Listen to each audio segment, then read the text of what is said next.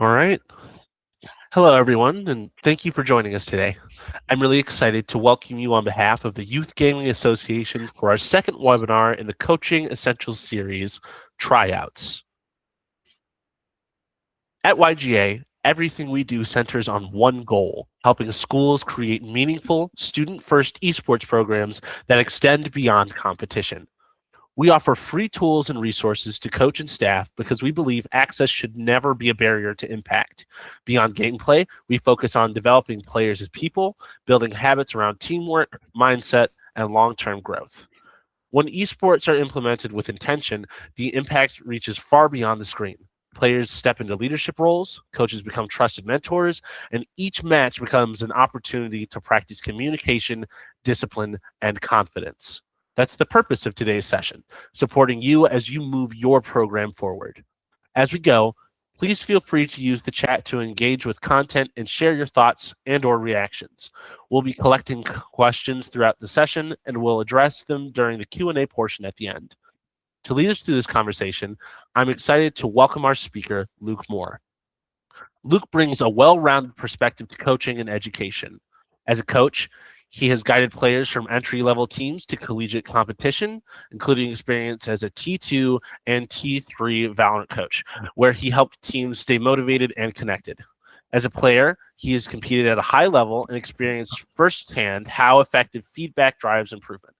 And as an educator, he has designed math and robotics curriculums, giving him a strong understanding of how to create structure, clarity, and purpose in learning environments.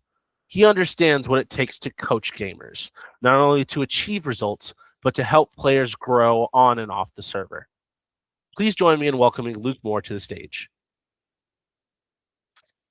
Hello, hello. To start off with, we're talking about setting up tryouts, and ultimately that's the first time you're going to interact with the students, and we want to have a clear goal when we do that. What would some goals for your team be when you set out to make that team? You can type in the chat as your answer. Yeah, so making it through the season would be a good one, or maybe like winning a championship might be a really common one if you guys are like a very developed season. One thing at YGA we want to really stress is just the importance of making it through with a team that can stay together and be functioning in a like productive way, right? So when we go to make this team, we're trying to get players in different roles to form that strong foundation that then you can take through the full season. Now, taking a look at a rubric, this is something that we're going to talk with a lot more in depth and going to be a really big meeting, the meat of the presentation is using this rubric and kind of applying it in your practice.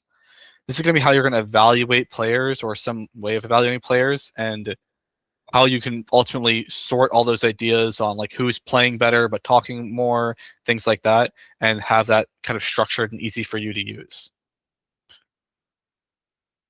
Now going through a tryouts, we're going to talk about our presentation. So we're going to start off with preparing the tryout, and that means anything you're doing before you actually get in game or have the lobby set up. That's going to be things like asking players what they play, who's interested, scheduling when the actual practice is, all that good stuff. We're going to talk about execution, so how to actually execute the tryouts. What does that look like? What are scrims? What are doing drills? What would you want to do? How do you set that up? We'll talk about evaluating players as well. So that's going to be that rubric section where you kind of have the trial going, and I'm using the rubric or some system like that to evaluate players and score them in different categories. Now, after that trial happens, and you're looking at your rubrics and you have all these notes on the players, how do you ultimately pick which ones you're going to select for the team? So that's going to be based on the roles, how they did on the rubric, things like that, and I'll talk about what you want to look for in that sense.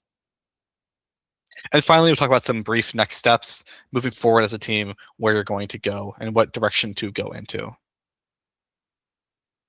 So starting off with, for our tryout structure, we're going to break that down into a scrim. Then we're going to talk about evaluating the players, and then we're going to select that roster. The scrim will be them playing each other in some sense. We'll talk about that in a little bit. Evaluating players will be on those different categories that we saw in the rubric. That might change from game to game, but some general ones you might see are like communication, coachability, mechanics, and game knowledge. And then we're going to talk about selecting rosters, which some things you want to consider are maybe the roles that the players need to fill. Like for different games, you might need a tank player, for example. And ultimately team building as well. So do we have a good leader player, a good support player, and things like that, just for environment and atmosphere. All right. So now we go into preparing our tryouts. There's some things we need to look for when we want to get set up to make sure we're set up for success and a really easy tryout experience. To start off with, we want to make sure we're understanding how to find players, and maybe that be an announcement at your school, be a flyer or a poster of some sort. But we also want to make sure we're having the players submit their interest in a way where it's effective and we're gathering information we need to get from them. So we'll talk a little about what information and questions you might want to ask.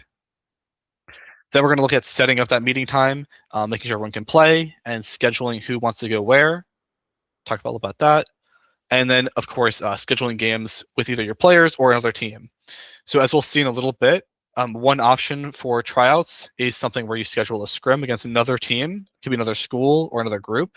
And that might mean some ahead of time planning where you say, hey, we're going to have 5 players playing at 7, and you'll get them in the same lobby and you might play each other. So if that's something you need to do, you might need to schedule that ahead of time before the scrims actually start. All right. Now, for our finding players, talking a little more about that. So obviously you need like the player's name and stuff, but some game-specific ones you want to collect are things like their in-game tag. So from different games, that might be maybe another name, it might be their same name, it might be something else, but it's going to be something that you can use to see when they're playing in the game and you're recording or whatever. You know who is who. For example, my name is Luke, but my in-game tag is SkyX. So if to coordinate that, you need to collect both pieces of information. Some other things you want to recommend, or we recommend collecting, are getting their peak rank, just how what's the best they've done on the ranked ladder in the past like few months, if their game has that, and if they play ranked. That's going to give you a good baseline for who is like good players and who should you look out for, and scheduling who is playing with who. So giving you some starting things there. And then for each game, it's going to depend a little bit, but some things you want to look for example, in Overwatch, is we recommend collecting their primary role, whether that be tank or hit scan DPS or support. That's going to let you schedule and plan who is playing when. So for example, in Overwatch, you always need 1 tank. And that means that whenever I schedule a trial or a practice scrim or whatever it is, I need to make sure I have at least 1 tank player on each team. So I basically, when I collect that information from the players, I'm saying, okay, which one of you can play a tank? And that way I can schedule that out effectively, so everyone gets to play what they're able to, and no one's stuck doing something they're not actually used to doing. So other things you can grab are some previous experiences and their availability, and that's all well and good too. Now, for that gathering and kind of organizing your players, one program I recommend is using Discord, where you can sort text channels out. Now, that's something that I do, but you can do any program you want to do. But have some way of organizing information and feedback is really, really useful. For example, when you're doing tryouts, you might want a channel that's just for the schedule, and that might include something like when the tryouts are, as well as like who is playing in which game.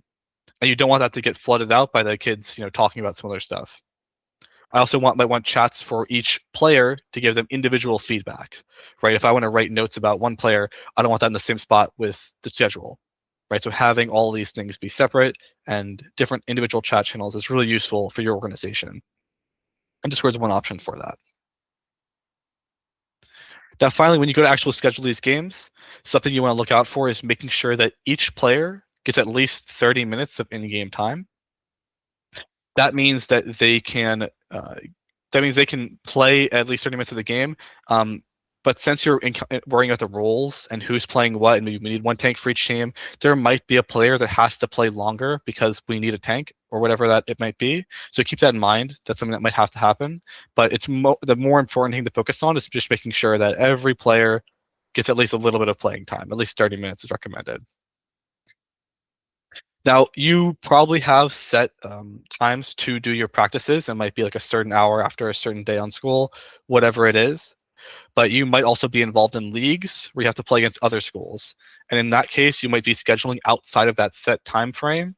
And so a program like Win2Meet allows you to collect availability of all the students or players in your team and that might help you schedule those things. So that's a program available for you guys. And finally, when you do find out what time you're going to do that practice at or do that trial at, I really recommend giving the students that information ahead of time, whether it be the map they're playing on, or who is playing at what times, or even maybe what characters or roles they are playing. All of those things can be relevant for those players to succeed in their tryouts. It might mean they need to practice something ahead of time or just get mentally prepared for that thing, but that's good information that they should have for them to practice and be ready for the tryouts when the time comes. Okay, great. Now moving on to execution. So we've got our kids, they're prepared, and you're prepared with your things as well. Now it's go time. Um, the main game I coach is Valorant. What about you guys? What games are you looking to coach for the next season or coaching now? What are you guys looking to apply this to?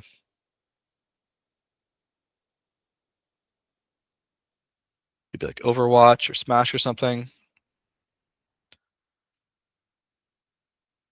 Yeah, and there's lots of games available. Overwatch and Val, sure. Those are great. I think we both have those are both under YGA stuff, so we can have resources for those. Yeah, exactly. And although those are very different games, you're still gonna have a lot of the same similarities of like interest in players. Oh, Smash is a great one. Mario Kart, very good. Yeah, exactly. They're gonna have the same kind of general things to look for, and we'll talk about how to break that down to apply to all games for your certain tryouts. Okay, great. So we're going to execute these games. When we go, the first step is to kind of make a lobby, right? And no matter what tryouts you're going to do, you need to have some sort of a group, a lobby where they can join up and play the game together. I'll talk about how to set that up and what settings you might look for. They're going to need to organize the players, basically saying who's playing when, who's playing the first game, who's playing the second game, who's on team A, who's on team B, who's playing what roles. That's something you have to be aware of. And then eventually starting that game and getting yourself ready to take notes or record the game if you need to. Talk a little bit about that. Now, I'm not going to go into the details of every single role of all the games, but we have a good packet at YGA for each of those games we offer that goes into in-depth to every role available and kind of talks about how you should approach that. So what does the tryout actually look like, right? We can have different activities for this. The one I'm going to mention the most are scrims. That's when I'm doing some sort of mock game where my players are playing a full game by themselves as if they were in a competitive setting or if they were in a tournament or something like that. I'm doing a full thing for that. The benefit of this is that it's very directly applicable and I can see multiple facets of the players, their communication, their gameplay, maybe their mechanics, their ideas. I'm seeing all of that in one big hunk. Although there are some downsides to it. So for example, one thing you can do is drills. I might say have my players drive around the map in Mario Kart and like time how fast they are. That's a very measurable way to do it and compare players, and it is really good for that. There's some drawbacks though, where communication is a huge part of being on a team and their attitude and things like that. In order for that to kind of come out, you need a more competitive setting. And if I'm just doing drills, I'm not going to be able to see a player that might be mean to another player in a stressful time or something like that. So you want to be aware of just not only doing drills as your only kind of metric for measuring players. And finally, some sort of interview or discussion with the player can be a great opportunity to hear out some things, right? If I'm going to pick up a player for my Smash team and they say, oh, I'm going to go play soccer in 2 months, I'm not going to play Smash anymore, that's something I need to know before I start picking players over other players, right? So I want to know things like that, their commitment level, their goals, their availability, some things you can ask them either in an interview or in that original forum, some stuff like that. But you want to have that information available to you. Okay, great. Now breaking out that scrim again, I mentioned it before as a way of playing each other, so either like a mock game situation. Now there's a couple different ways you can do this. If you have lots of players in a game like Rocket League, and you have like 6 players, you can set up a 3v3 and have your players play each other. That's an in-house. It's very cool. If you have enough players for it, that's the one that you should do. But it's a little bit limited as you need to have all those players available. A scrim isn't the kind of typical option we talk about, where I have 5 players or whatever a full team is for my game available to play, and I contact another school or another team ahead of time and schedule some time or some time for us to get together and play that full match against each other. And then matchmaking is the third example. It's very flexible. So if I don't have enough players for a team, I can have them play a matchmaking game or something like that. Or if I don't know when we're actually going to start, I can have them queue a ranked match, and that way they can get some experience playing with each other, and I can do that very flexibly. But obviously, it's very uncontrolled. I don't know who they're playing against. I don't know. I don't have control of everything there. I can't pause the game, so there's some downsides for that. But these are their main options for setting up that scrim. Great. So you've picked what you want to do for your scrim, and now you need to make that lobby to set it up. Now, every game is going to be a little bit different. I'm going to use Valorant as an example and talk about some of the stuff there, but it's going to change per game. Some things to look for is you're going to want to make sure you have the right map selected, the right game mode selected. Some game options are going to be available to you. So, for example, in Valorant, we play with cheats on, just so we're allowed to pause the game. So if somebody has to, go to the bathroom, we can pause between rounds and let them do that. So there's a lot of kind of weird settings and things you need to be aware of. These are some more information on how to do this exactly is available on trial packages, but on our website, that's all available. It's all good. And now a common one that are going to be in all the games is either a lobby code or a lobby invite.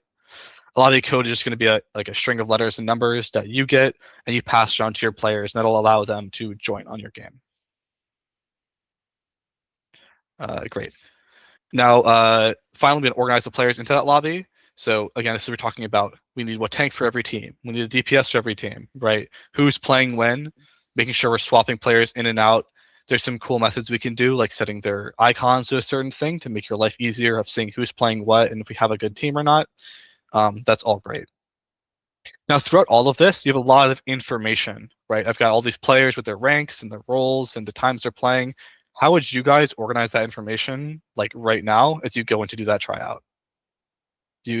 What do you guys use to organize all that? What are you planning to use?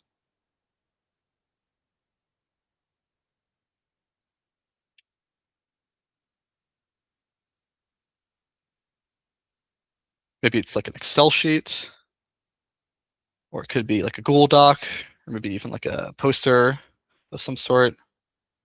These are all like valid options for you guys to do.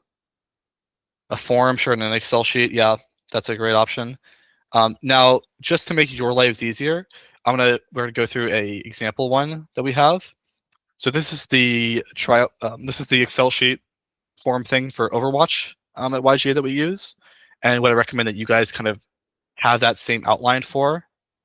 I'm going to highlight the slots for I'm setting up who's playing in which game already. That way, if you remember, hey, in game one, someone did that. Who was that? What player played there? I have that already written down. I have it all broken down to separate notes as well, where I can write notes for every single player. I can say, oh, what character did they play? What role were they playing? Just anything to keep it organized and help your life be as easy as possible. This is how we kind of recommend that you guys set it up too, and these are also available in the tryout sheets. Great. Now, recording is an option for you guys too. So if you aren't comfortable with writing all those notes down live in the moment, recording with a software such as OBS allows you to review it afterwards and kind of go through the players in a post environment, which is a lot easier. It'll also help you in your future practices and stuff, kind of giving feedback and how to apply it with a system like OBS or VOD review, something along those lines. Okay. Now that you're moving into your practices, what are some first impressions to coach you're looking to give to your players? Some first impressions? What do you want them to get when they like walk in the door from that environment or that atmosphere?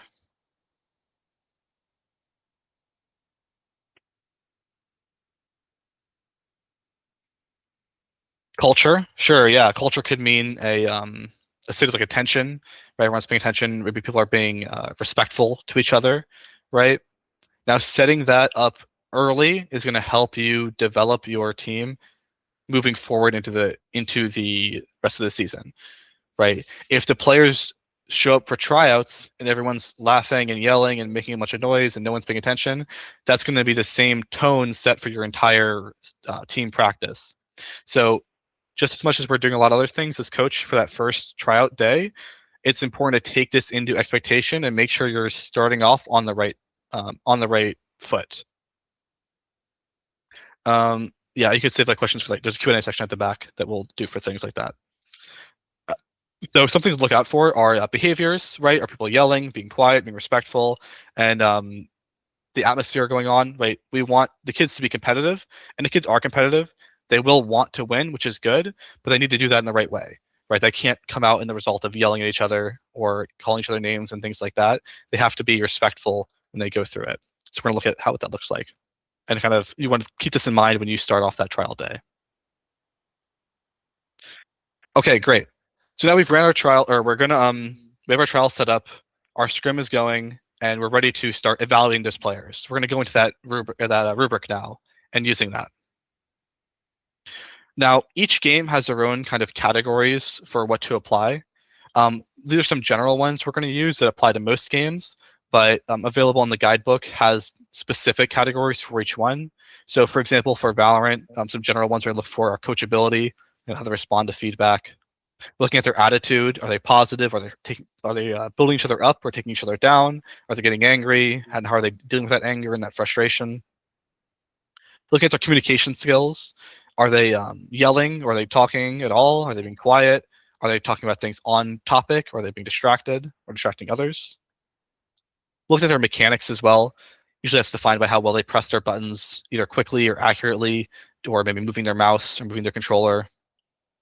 And then finally, game sense, which is kind of their decision-making skills, be able to evaluate the game, understand what's going on, and change what needs to be changed. Now, on the guidebook, this is available for all games we cover. So looking at Rocket League, Overwatch, and Mario Kart, those are some examples. They have different kind of things you might be looking for in specific, but just keeping it general, we'll talk about general topics such as these. So for our general topics, we've got coachability, attitude, communication, mechanics, and game sense. Those are the kind of main ones that we recommend you look out for when evaluating those players. Let's go through these now. So looking at mechanics, this is going to change from different games. So just some ideas of what that might mean. In Valorant, mechanics might mean how they shoot their weapon, or maybe in Overwatch, it might mean pressing their abilities, or in Mario Kart, it might mean how fast or how can they use a boost to go around the cart or around the course. It's going to change a little bit different for each game, but in general, it's going to be execution and pressing buttons and inputs, things like that. Now, mechanics are going to be a hard thing for you guys to evaluate if you aren't comfortable with the games already, but I've got some methods for you to use to be able to tell what's going on even without it. So for example, if I'm coaching Valorant or if I'm coaching Overwatch and I don't understand, I can't tell who is like a skilled player or not, there are some things I can look for. And for example, one of those is confidence. If I see a player that's really willing to take a lot of fights and engage with the enemy and is moving forward and doing those things with confidence, that kind of shows me they are confident with how they interact with the game and their inputs they're pressing.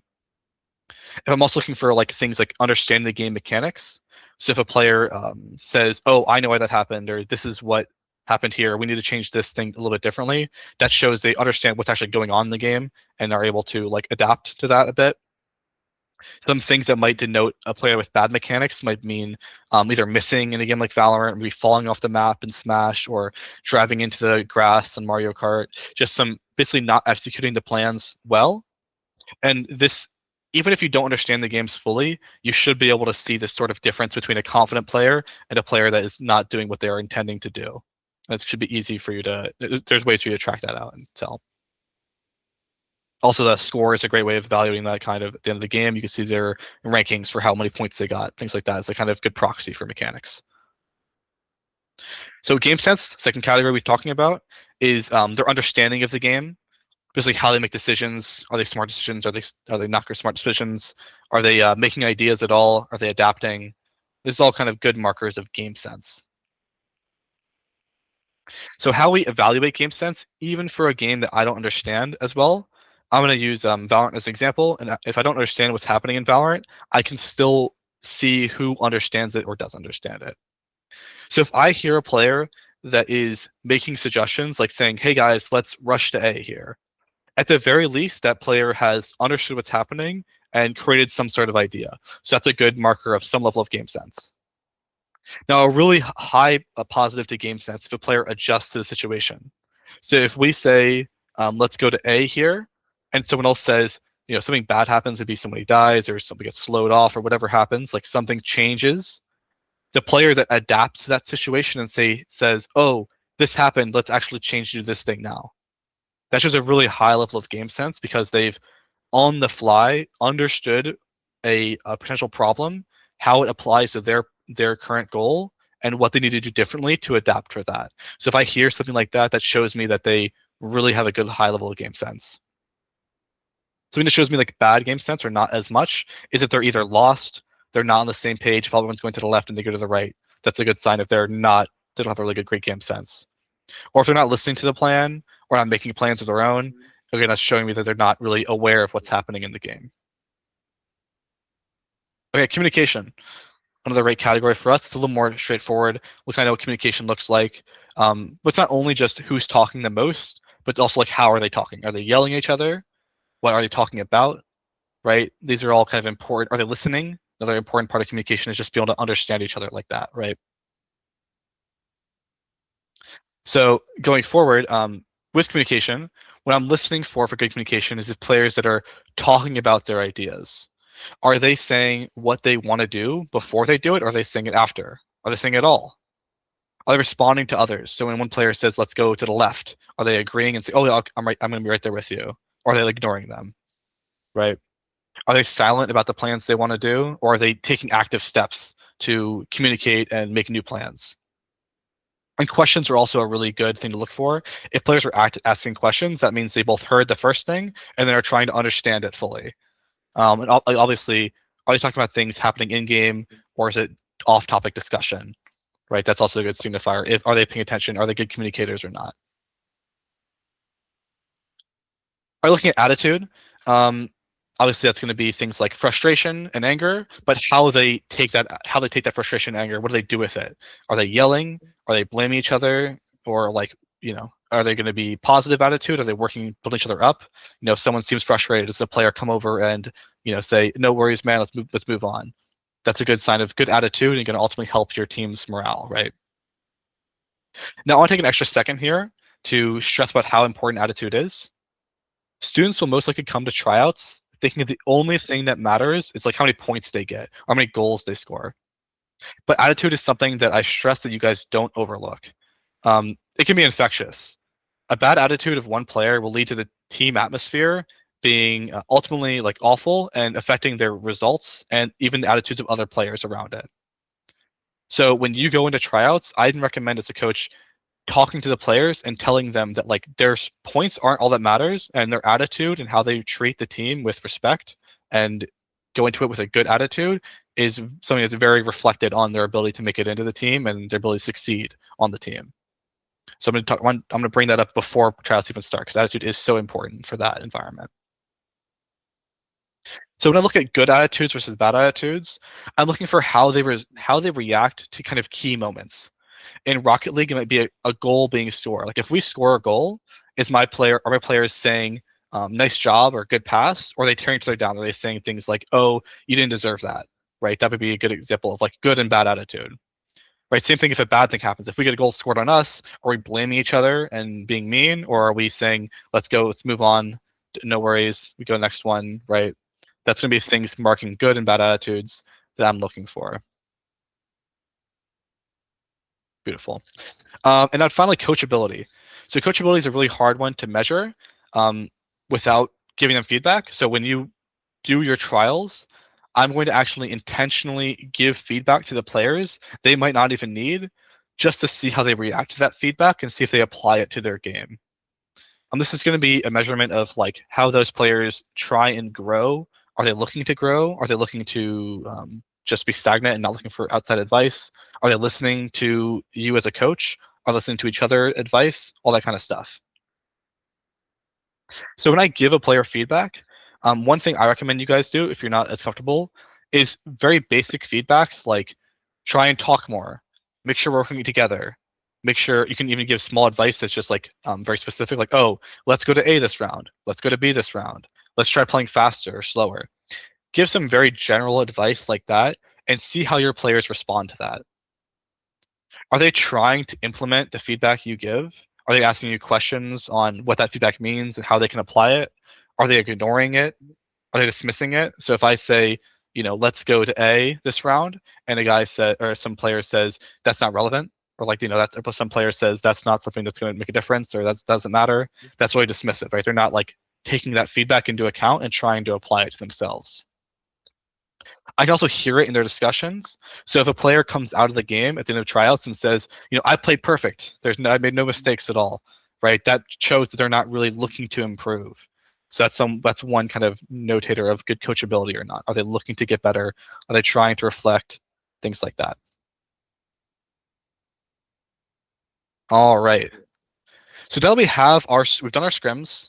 We've evaluated those players with a rubric, and you should have a rubric for each player, ranking from 1 to 5 on each of the categories.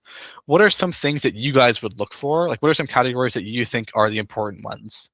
Is it coachability or attitude or mechanics? What would you kind of look for in players? What do you think it matters?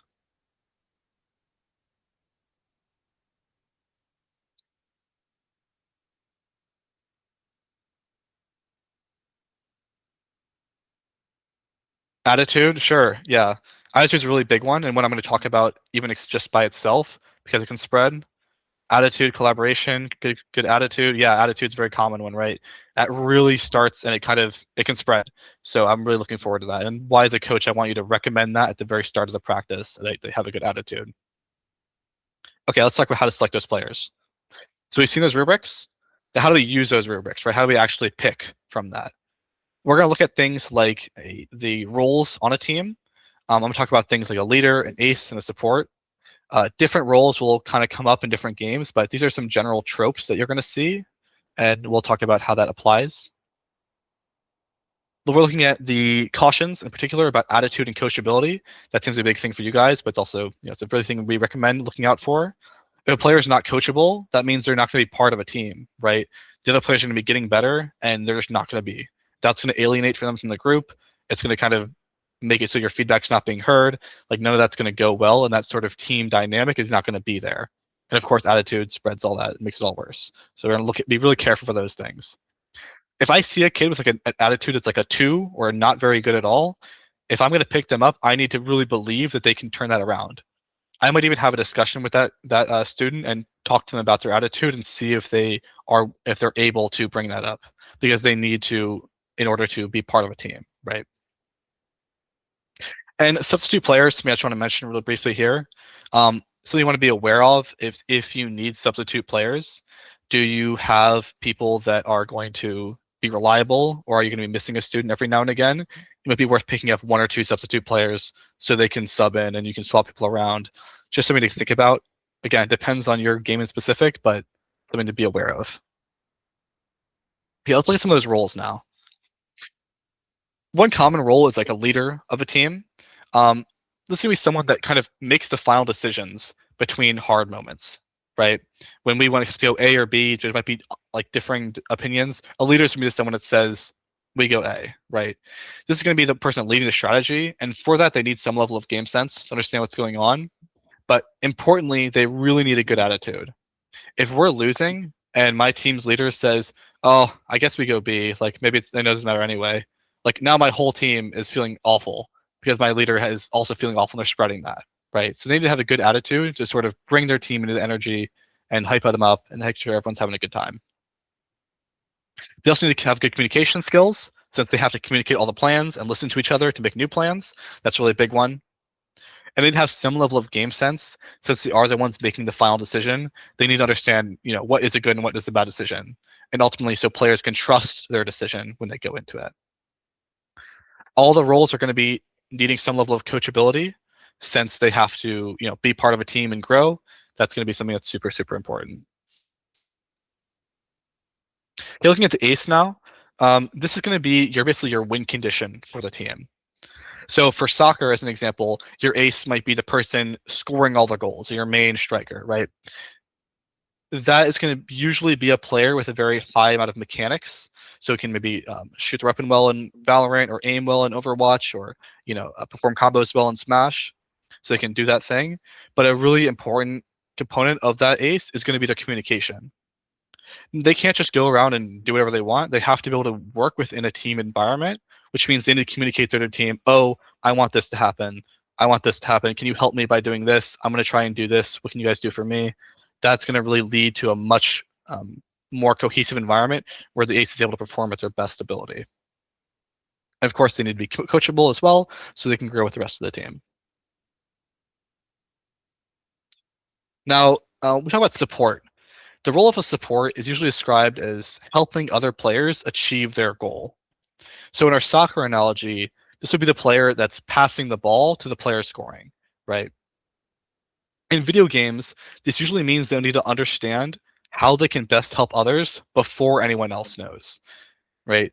The player that can pass the ball the best is usually the one that's in the spot. They know where to pass the ball to. They're ready to be there before the play happens, and that requires a high level of game sense. And so I'm looking for things like that. I'm also looking for a really high level of communication, right? They need to say what they're able to do for each person, how they're able to support the team, and that's going to be really needs a high level of communication to make that work and to communicate with their ace player, all these things. And finally, need to be coachable, of course, in order for them to be growing with the rest of the team. Now, I want to highlight something. If you notice, a support doesn't need great mechanics at all. And this is one thing the kids will think, is that the only thing that matters is their mechanics and how well they perform and the goals they score. So telling them ahead of time in tryouts that roles like a support for the team are super important. And kind of key components for that are their communication skills and their game sense, right? These are things that get the kids in the right mindset when they come to trials. And they're not thinking about just performing well on their own, but how they work in a team. Now, different games have different roles in specific and different ways to apply these. So this is an example from the Overwatch Week 0 package. It talks about how a tank player on that team needs a good macro understanding communication, while a hit scan player might need great mechanics, right? It kind of breaks down each role individually, and it's available for all the different games. But this is something that you might want to be, something you're thinking about as you applied it to your games you're using. What roles need what things? All right, again, this is our final rubric. And for Valorant in specific, but it's very general, applies to most games. And of course, we have the separate rubrics at yga.info for each game in particular. So you might to look at that, get the ideas behind it. So we go. Okay. Now that you guys have selected your players, what are some of the next steps as a coach that you're looking to do? Is it, setting up practice times? What are your goals as a team? How would you kind of go from you've selected your team and moving forward?